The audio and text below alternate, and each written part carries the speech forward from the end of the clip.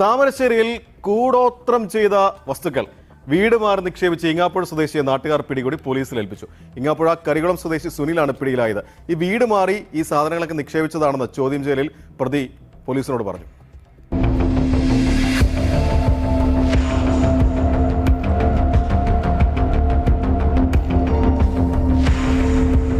Thamarassery check പോസ്റ്റിന് സമീപം പ്രവാസിയായ ഇസ്മായിലിന്റെ വീട്ടുമുറ്റത്താണ് ഇന്ന് വൈകിട്ട് കൂടോത്രം ചെയ്ത വസ്തുക്കൾ നിക്ഷേപിച്ചത്.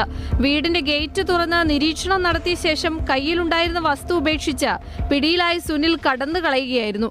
CCTV ക്യാമറയിലൂടെ ദൃശ്യങ്ങൾ കണ്ട വീട്ടുകാർ സ്കൂട്ടറിൽ പിന്തുടർന്ന നാട്ടുകാരുടെ സഹായത്തോടെ സുനിലിനെ പിടികൂടി പോലീസിൽ ഏൽപ്പിച്ചു. ചോദ്യം ചെയ്യലാണ് ഈങ്ങാപ്പുഴയിൽ നിന്ന് എത്തിയതാണെന്നും മറ്റൊരാളുടെ വീട്ടുമുറ്റത്ത് നിക്ഷേപിക്കാൻ കൊണ്ടുവന്ന സാധനമാണെന്നും ഇയാൾ സമ്മതിച്ചത്. കൂടോത്രം ചെയ്ത വസ്തു വീടുമാറി നിക്ഷേപിക്കുകയായിരുന്നു. സംഭവം നടക്കുമ്പോൾ ഇസ്മായിലിന്റെ ഭാര്യയും മക്കളുമാണ്